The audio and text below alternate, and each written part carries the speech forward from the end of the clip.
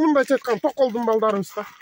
7 козудай болду. А мы коренные киргизы остались здесь жить. Мы здесь родились, наши дети тоже. Ассаламу алейкум. Жылда эле жаз келгенде ушул Караколдон анча алыс эмес жерде дача жайгашкан, Ак Суу районуна карайт экен бул территория. Бирок жителдерди Ак Суу районуна биз да карабайбыз, Каракол шаары биз да карабайбыз болуп орто жерден калган бир 300дөн ашык жашоочусу бар. Бир айыл бар, дача аттуу.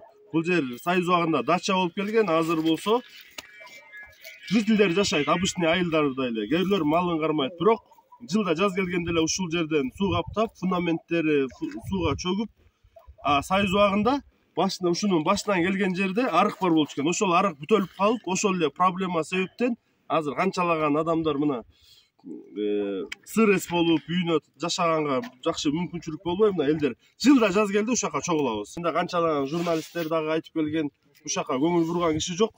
Ак Суу районунун акими болсо жылда которулуп кетет, жарым жыл иштейт кетип калат, же айыл өкмөт кетип калат, ошонтип эле ушул жер кала берип атат. Эми былтыр дагы ушундай бир видео чыгарганбыз, обращение ушак суу каптап атат деп. Айылдын аягынан келип, эң ылдый жагынан келип туруп дренаж казып койгон, бир аз жерде казып койгон.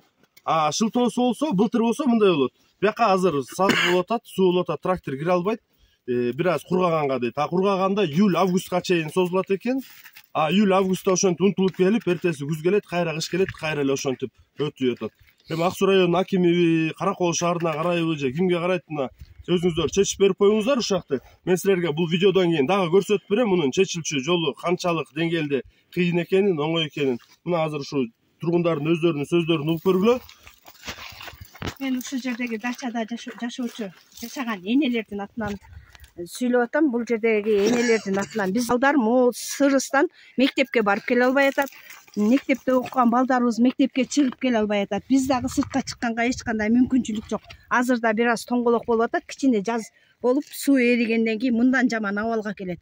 Ушул жердеги жашоочуларды Кыргызстандын мыйзамдуу укугу менен же Ак Суу району же тиги шаар, Каракол шаары эч кандай көңүл бөлбөй атат. МЧСтен такыр келбей, МЧС ооз МЧСке шылтап, элементарный союз мезгилде эле тартылган дренажды кайра казып койгонго мүмкүнчүлүк жок болуп атат. Бул бизди урматтуу бийлик өкүлдөрү, биздин ушул жерде жашап аткан кыргыздар, булар Кыргызстандын эли ушул жерге көңүл бөлүп койгонуңуздарды суранабыз биз сиздерден.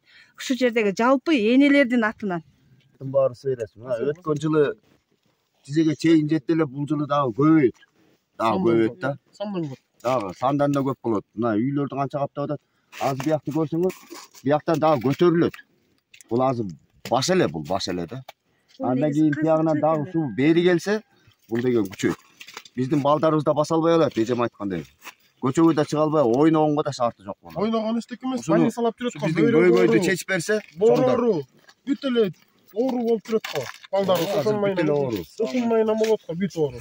Өкмөткө кайрылсаң айылдык кайрылсаң жалдардан бербейт. Шаарга кайрылсаң шаардан айылга метет, айылдан шаарга. Айылдык макаманы сурасаң бири-бирине шылтайт. Мындай айткан токолдун балдарыбыз да. 7 козудай болду.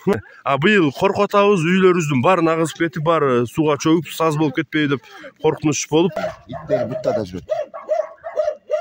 Мына иттер буткасынын үстүнөн түшпөй калыптыр уже. Жери жок, кургак жер жок калыптыр. Мына ичинде жашап атат. Кандай аттап келип атат, кемпир билбейбиз. Кемпирби? Ооба, кемпир. Мына иттер мына бутканын үстүнө отурат. Мына.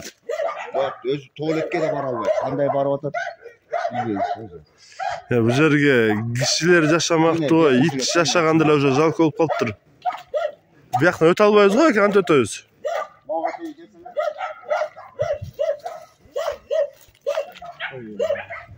Аскар, сен баспай эле кой. Полностью в подвале. Пол вот так провалился. И вот эта вода, ее МЧС вызывали, да, чтобы хотя бы что-то сделали. Ничего нам не помогло. Решение какое?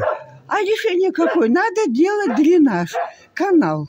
Дренаж канал надо делать, и все. Обязательно. Вы сколько лет тут живете? Дача у меня с 90-го года, а я переехала 2001 год. Переехала. А раньше было так? Раньше не было. У нас, знаете, в марте мы копали, посадим все уже. У нас уже в мае все растет, всё. Арбузы здесь были, дыни у меня были. Вот. И все. А деревья. Сколько я по тонне яблок снимала, груши снимала. А теперь ничего нет, все пропало. Мына ушул бияқта местный жашоочулар өздөрүнө ушундай кылып туруп көпүрө салып алыптыр. Бул жерден азырынча ушундай суу өтүп атат дейт. Мунун үстүнөн суу өтүп отуруп, Мончалык болот, көтөрүлөт. Өйдө моого чейин келет бияқта. ушул жер мол басып турган жериңиз. Ооба, мына моого чейин келет. Бияк бүтөрүп калат да бүтүн суу. Бияка чоң турбаны коюш керек. Монда таяктан бери арык каш керек да. Болду, ушул жерден ушуну казып туруп, могу жерге труба койсо, ушул проблема чечилет уже. Чечилет, чечилет. Ушул эле жер, э? Казып кеп турду ичке. Ооба. Бояка чоң турба. Тереңирээк кыш кек такчынечи. Тети көл. Кайсы көл? Тети көл. Ама үстү ак болуп турган, э? Ушундан келет. Ошону каяка буруп салыш керек эле. Мына мондан алып кетсе эле арык болот. Бул жерден арак кетсе мындай. Могу жерди, э? Мындан ичке тигинен ичкеле арак кетсе тиги. Болду ошо менен. Вопрос чечилет эле кар тет үйлөрүн баарын катып жатат. Тиги чейин. Страшный кет. Я вообще страшный кет. Мына утеги ар жагында көл турат. Ушул көлгө алып барып туруп, ушул эле сууну, сарыккан сууну эле казганга эле бир эле арык жасап берсе, сонун болмок да. Жылда бир аким алмашат, айыл өкмөт алмашат, ошо менен калып кете берет. МЧС караколго шылтайт, каракол ак сууга шылтайт. Общий акча чогултуп өзүбүз жасайлы десек тийбегиле дейт экен. Ошо 1700 үй бар. 1700 үй бар? Үй, э?